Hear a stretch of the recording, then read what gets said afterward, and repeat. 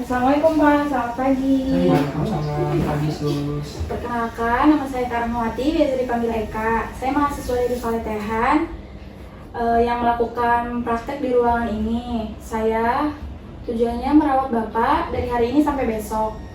Sekarang Bapak, saya ingin berbicara dengan Bapak untuk mengetahui kondisi Bapak saat ini dan juga apa saja yang membuat Bapak gelisah. Apakah Bapak bersedia? Bersedia. Baik, sebelumnya bisa Bapak sebutkan nama Bapak siapa? Sebelumnya, perkenalkan saya Ardika. Panggil saja Pak Dika ya. Iya, Bapak Dika, saya ingin tahu bagaimana perasaan Bapak hari ini. Perasaan saya mudah lelah, terus saya juga merasa sangat tidak berdaya. Saya mengerti Pak.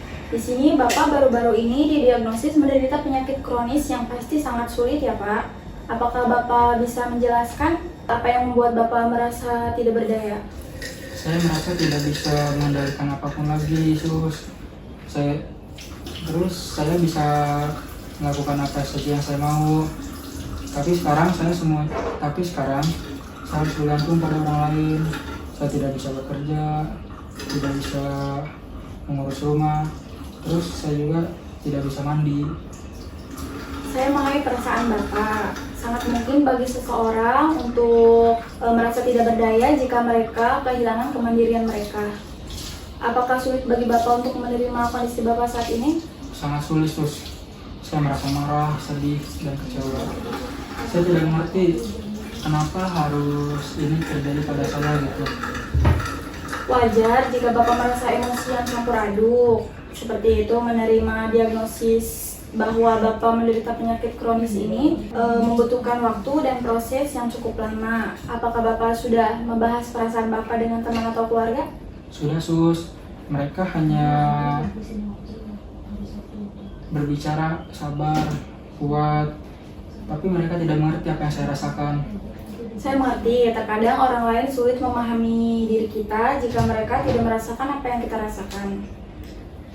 Pak, Bapak merasa khawatir tentang masa depan Bapak? Sangat khawatir, Sus. Saya takut penyakit saya ini menjadi lebih parah. Terus saya juga takut menjadi beban saya juga takut menjadi beban bagi keluarga saya. Terus saya juga takut tidak bisa menikmati hidup lagi. Baiklah, Bapak terima kasih sudah berbagi perasaan dengan saya. Saya menghargai kejujuran Bapak. Saya melihat dari cerita Bapak ini bahwa Bapak mengalami perasaan yang tidak berdaya yang cukup mendalam ya Pak, yang dipicu oleh kekhawatiran masa depan, kesulitan menerima diagnosis, dan kehilangan kemandirian. Apakah Bapak bersedia bekerja sama dengan saya untuk mencari cara mengatasi perasaan ini? Ya, Sus, saya bersedia. Saya ingin sekali bisa merasa hidup lebih baik lagi. Baiklah Pak Dika, kita juga akan berbicara tentang beberapa cara untuk membantu Bapak mengatasi perasaan tidak berdaya ini ya Pak. Kita bertemu besok ya Pak. Baik, Sus. Terima kasih. Ya, sama-sama. Saya pamit.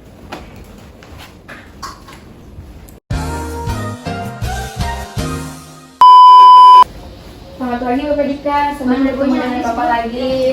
Pagi, Sus. Senang bertemu kembali. Bagaimana perasaan Bapak hari ini? Apakah ada perubahan sejak pertemuan kemarin? Saya sudah merasa sedikit tenang. Terus saya juga sudah mencoba memikirkan hal-hal yang ingin saya lakukan.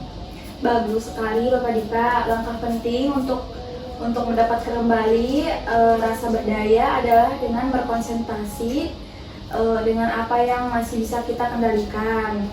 Bisakah Bapak ceritakan apa saja yang sudah Bapak lakukan?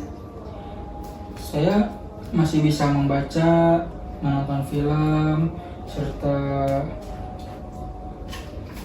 berbicara bersama teman saya dan keluarga. Terus saya juga sudah bisa memberikan dukungan serta memberikan semangat kepada orang lain.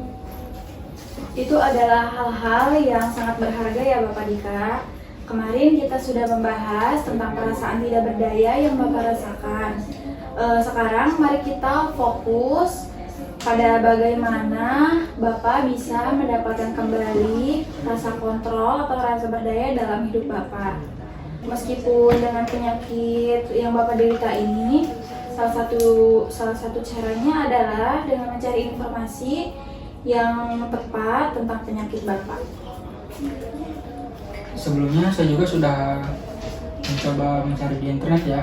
Terus tapi saya merasa bingung, saya juga merasa takut dengan informasi yang saya dapatkan dari internet.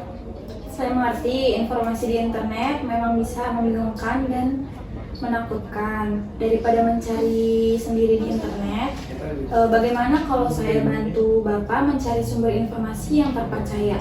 Misalnya kita diskusikan dengan dokter terlebih dahulu tentang penyakit ini. Atau saya bisa memberikan brosur kepada Bapak tentang edukasi yang sudah terverifikasi. Boleh sus. Kalau begitu saya menjadi lebih tenang. Terus kalau informasinya datang dari dokter atau perawat? Tentu saja. Selain itu, Bapak juga bisa mempertimbangkan untuk bergabung dengan kelompok dukungan pasien dengan penyakit yang sama. Apa itu kelompok dukungan? Kelompok dukungan adalah kelompok dengan orang yang memiliki penyakit yang sama, dan juga di sini bisa mendapatkan dukungan, informasi, dan pengalaman. Bergabung dengan kelompok ini juga bisa membantu Bapak merasa tidak sendirian dan mendapatkan informasi yang lebih akurat, serta mendapatkan tips dari orang yang lebih berpengalaman. Ingat Bapak Dika, Bapak tidak sendirian menjalani penyakit ini. Ada banyak orang yang peduli dan siap membantu Bapak. Jangan ragu untuk meminta bantuan jika Bapak membutuhkannya. Terima kasih banyak atas bantuannya. Sekarang saya menjadi lebih bersemangat. Sama-sama Bapak Dika, saya yakin Bapak dapat mengatasi perasaan ini dan menjalani hidup yang lebih baik. Jangan menyerah dan percaya pada diri sendiri. Untuk saat ini itu saja ya Pak. Kita akan bertemu lagi besok untuk membahas kemampuan positif Bapak lainnya. Saya izin pamit ya Pak.